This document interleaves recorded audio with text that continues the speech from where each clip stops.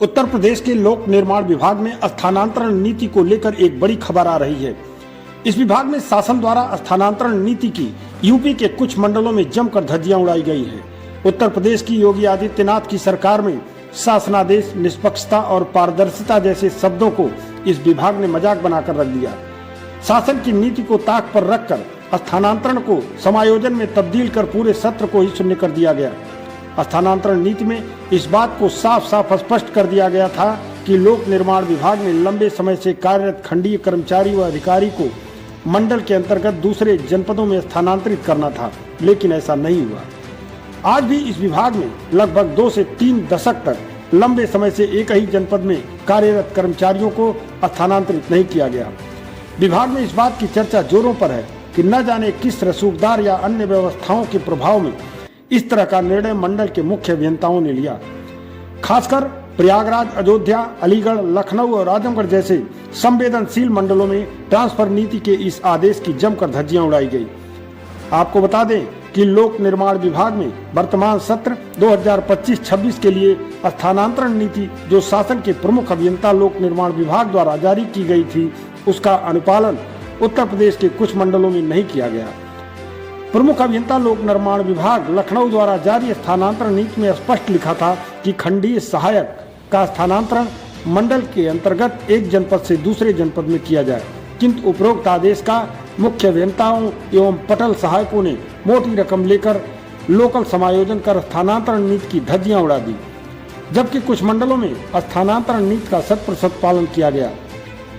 इन मंडलों में स्थानांतरण नीति को नजरअंदाज कर मनमाने ढंग से हुए स्थानांतरण को लेकर उत्तर प्रदेश लोक निर्माण विभाग मिनिस्ट्रियल एसोसिएशन के पूर्व प्रांतीय अध्यक्ष सुरेंद्र लाल श्रीवास्तव ने अपना विरोध जताया है और प्रदेश लोक निर्माण विभाग के अपर मुख्य सचिव, प्रमुख सचिव व सचिव का ध्यान इस तरफ आकर्षित करते हुए इसकी कड़ाई से जांच की मांग की है। उन्होंने बताया कि इसको लेकर कर्मचारियों और कर्मचारी संगठनों में भारी आक्रोश है। पूर्व प्रदेश अध्यक्ष सुरेंद्र लाल श्रीवास्तव ने पीडब्ल्यूडी में ट्रांसफर को लेकर एक बड़े घोटाले का भी आरोप लगाया है और उसकी जांच की मांग की है।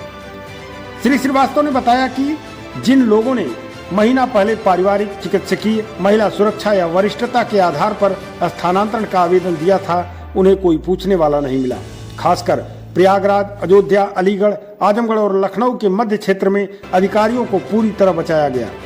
इन मंडलों में बाबू को तो स्थानांतरण नीति के नाम पर दूसरे क्षेत्र में भेजा गया, लेकिन अधिकारियों का कहीं कोई ट्रांसफर नहीं हुआ।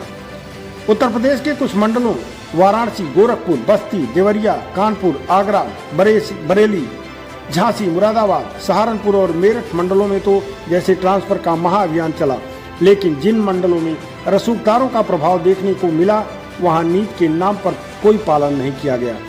खासकर प्रयागराज, अयोध्या, आजमगढ़, अलीगढ़ और लखनऊ जैसे संवेदनशील मंडलों में कर्मचारियों को ही बलि का बकरा बनाया गया। यहाँ पर बाबू के ट्रांसफर प्रशासनिक आधार पर कर दिए गए, वो अभी ऐसे लोगों का जिन्होंने अपनी गंभीर पारिवारिक समस्याओं और बीमारियों के आधार पर पहले ही आवेदन दे रखा था, लेकिन उनके पीछे कोई सिफारिश नहीं थी, इसलिए ना उन्हें केवल नजरअंदाज किया गया बल्कि सजा की तरह दूरस्थ स्थानों पर भेज दिया गया।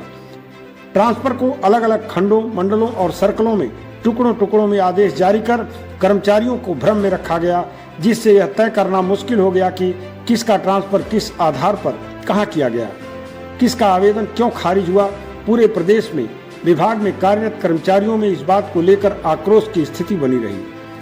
कर्मचारियों को एक ही सर्कल में कार्यक्षेत्र बदलकर स्थानांतरण घोषित कर दिया गया ताकि आंकड़े बड़े दिख सकें, लेकिन असल में यह सिर्फ समायोजन था, लेकिन कागजों पर इसे ट्रांसफर बनाकर उत्तर प्रदेश सरकार और शासन को गुमराह किया गया।